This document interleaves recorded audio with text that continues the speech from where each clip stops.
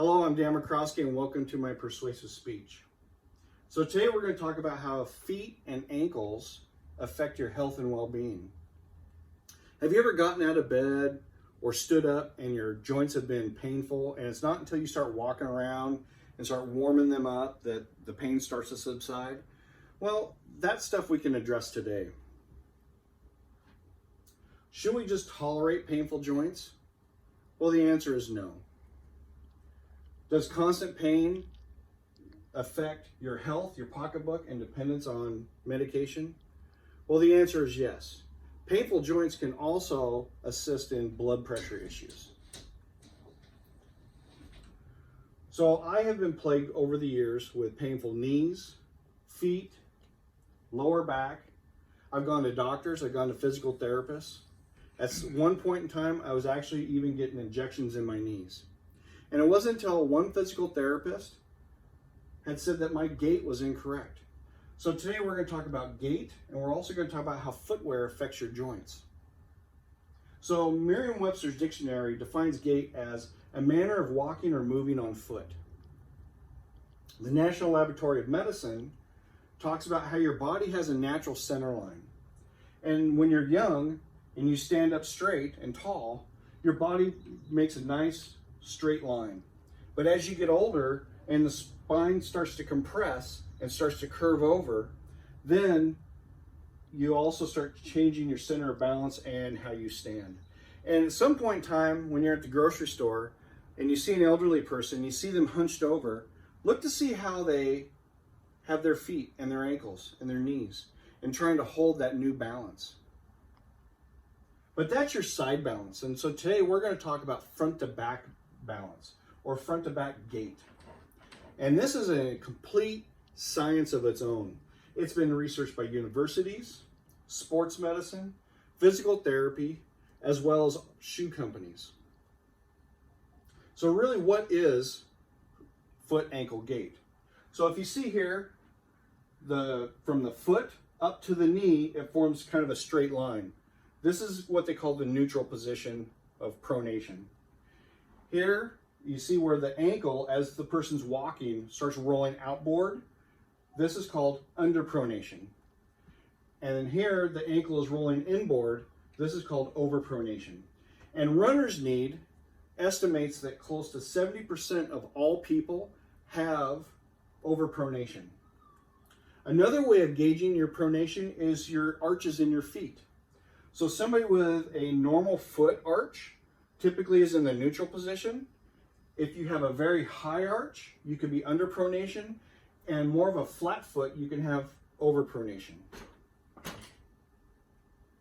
So CNET Wellness is a company that does medical magazines, as well as Brooks Shoes, who manufactures shoes, and Fleet Feet, who sells shoes.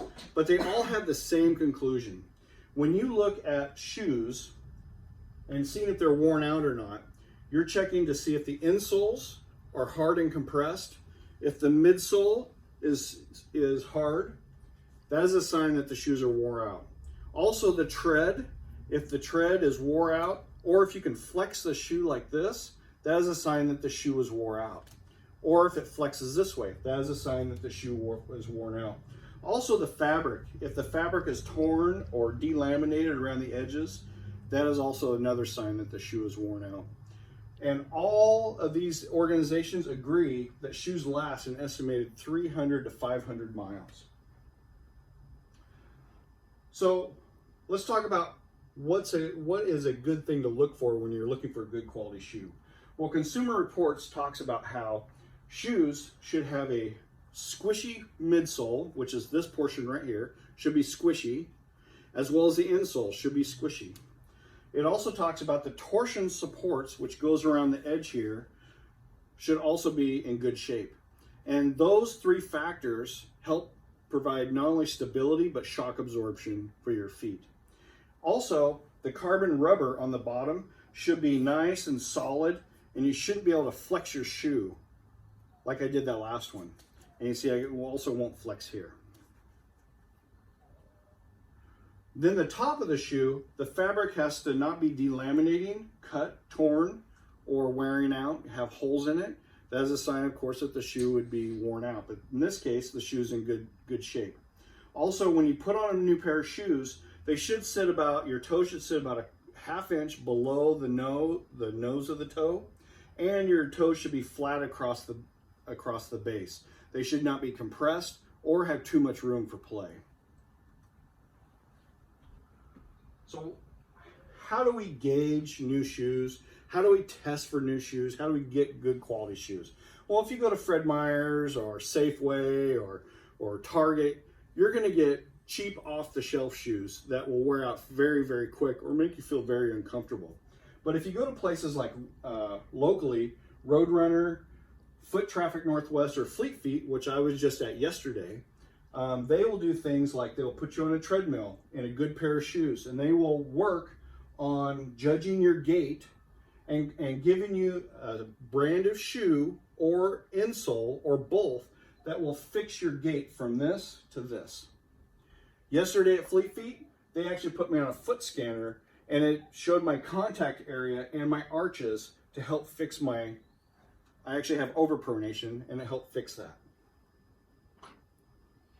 So what I want you to consider is a good quality pair of shoes that fit you like a glove, that makes you feel very comfortable, makes it almost feel like you're not even wearing shoes. Because your foot and your knee and your hip and lower back pain will greatly be reduced as soon as you put them on. And possibly over time, a lot of these issues will go away, which also will help improve your health. It'll also require less doctor's appointments because you don't have as much joint pain, and also not make you so dependent on any kind of medication. So I'm asking you to take action. Try these shoes at least once, and it doesn't have to be this specific brand. These different companies offer 3, 4, 5 different types, manufacturers of shoes. What they do is they customize the shoe to fit you and only you. So aren't you tired of painful joints?